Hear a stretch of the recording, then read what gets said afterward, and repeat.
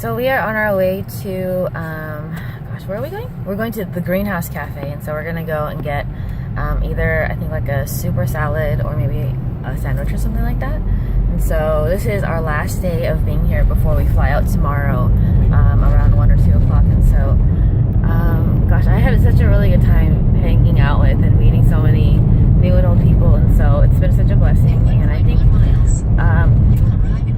like a word that was kind of like standing out to me is so just like the concept or even the word gossip. I think gossip is a term that men and even women say about people who talk about other people, usually in a detrimental or a way that tries to take power away or puts them in a negative light, you know. But I think the enemy takes a God-given gift that God has given us to be able to speak life into communities and bring restoration and healing, and he's used that to use women to bring destruction and division in communities. And so I think God has given women the power to be able to speak and to be able to hold and nurture and raise up.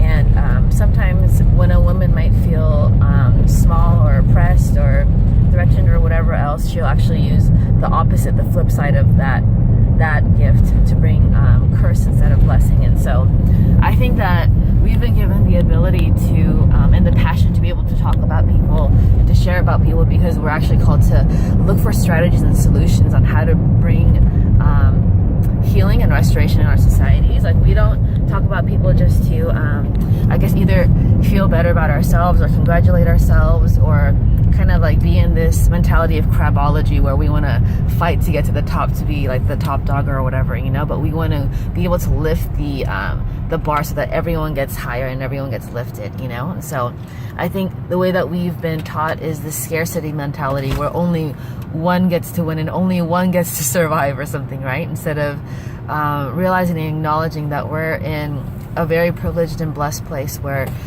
we're able to rise together, and the more one of us grows, it speaks into all of us, for all of us to be able to grow in the same way as well too. Like, I think the root word of testimony means, if it happened to me, then let it happen to you, you know. Like, if it could happen once, then it can happen again. And so that's the reason why sometimes when we hear testimony, we get chills and we feel like we feel something kind of come alive in us, not just because it's not because of jealousy or competition, but because we know that if it happened for this person, it can happen again, and something in us is resounding and echoing within our bodies because we know that it can happen again, you know. And so I think for me, I talk to my husband and I talk about people that I trust.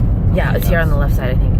I talk about people that I care about, and even people I don't really know, in a way where I want to see them be restored, and I want to see them grow, and I want to see them healed. I don't want to ever step on or trample on people to make myself feel better, because that doesn't make me feel better. It makes me feel horrible, you know? And so it's not part of my natural DNA, and I don't think it's meant to be part of anyone's natural DNA. But I think people have learned to take joy in that, in this kind of like emotional violence and brutality, because they've been trained on it, and because that's the only game that they know, you know, so far. But I think when we introduce a new game and a new concept and a new way of thinking and living, then we find that people start to thrive. Like, something that I used to do with my youth group is I started banning dishonoring words, like not calling each other fat or ugly or stupid, because I've seen the effect of those kinds of words on people's lives. And so at first they didn't know how to compliment each other, they didn't know how to speak words of life.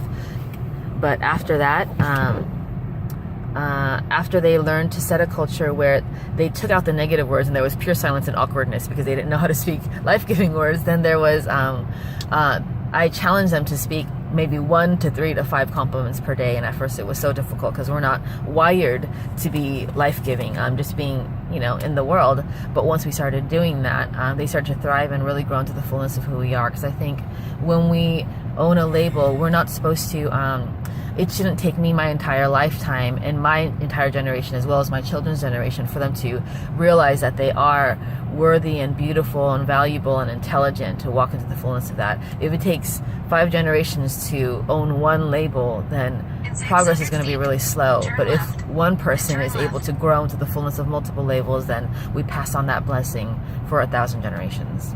And so that's what I have for now, and I'll share more later. Love you guys.